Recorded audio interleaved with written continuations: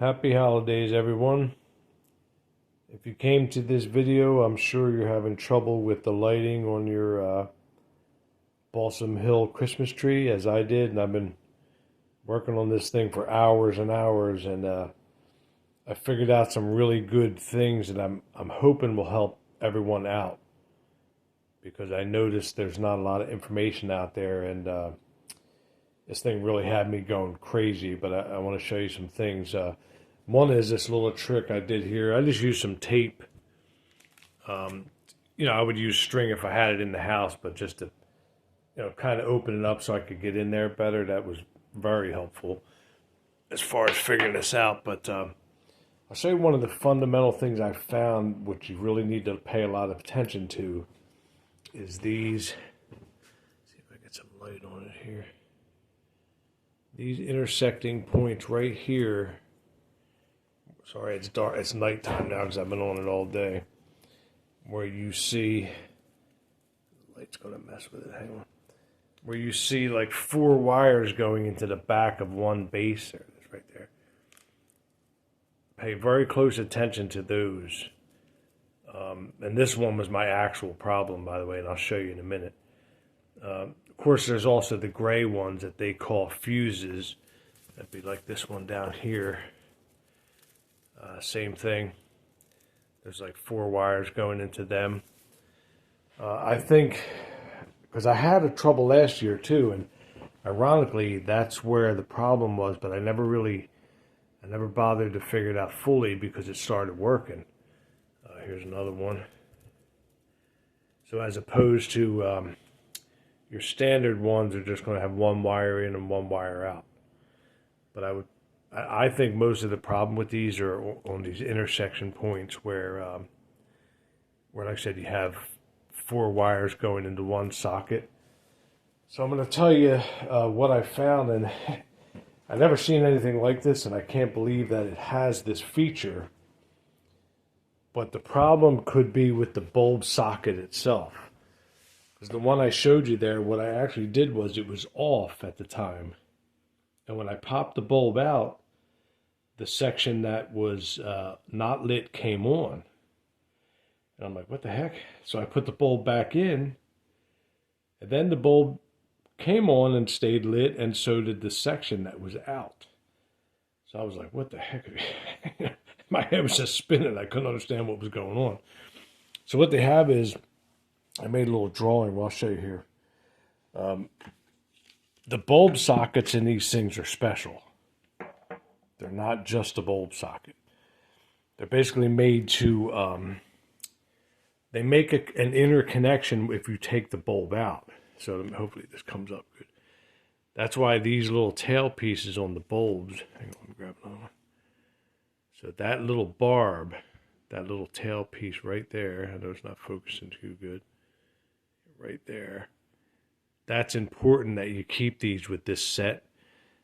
Even if you change out the glass bulbs and retain the base pieces like I do here, you need to have these base pieces, because I kind of drew a picture here and it's not real good, but hopefully I can explain it. The barb piece is right here.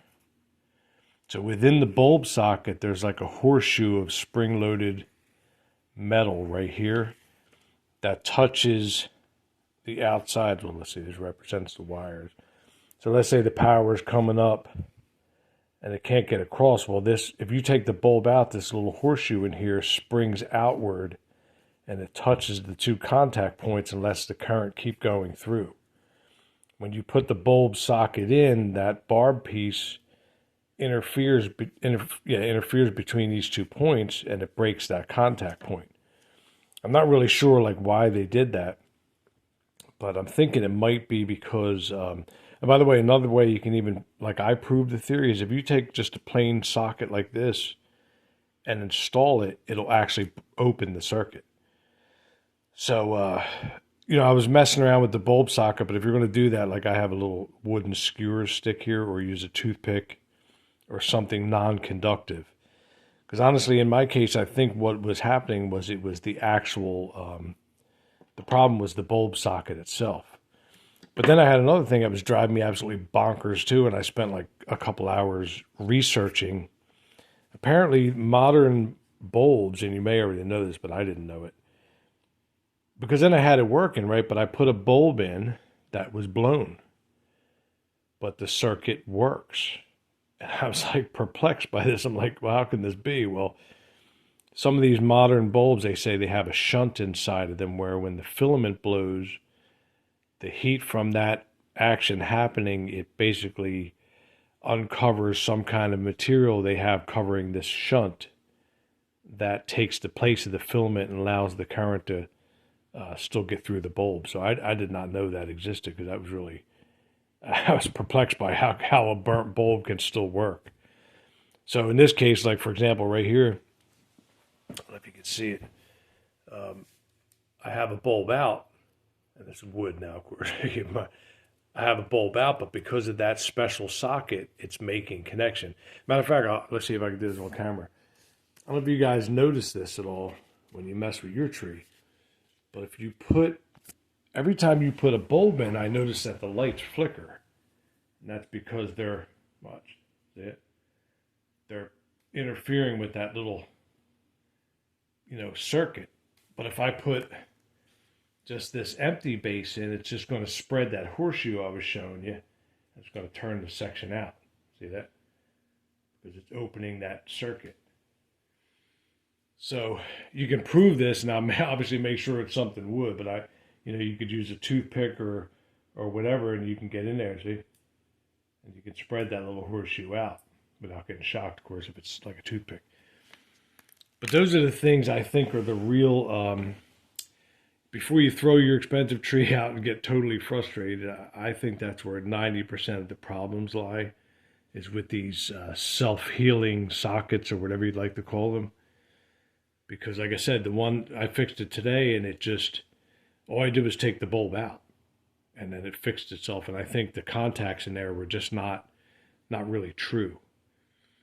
So just remember, you can look at those sockets. I looked in them with a flashlight, but if you're going to mess with them live, obviously use something non-conductive, like some piece of plastic or a piece of wood or something. But I hope this helps you guys, because I couldn't find very much out there. But I think it's where really most of the problems lie, because I guess they have this special proprietary light strand made just for them or something like that. Okay, guys. Have a good holiday, and hope this helps you out. Take care.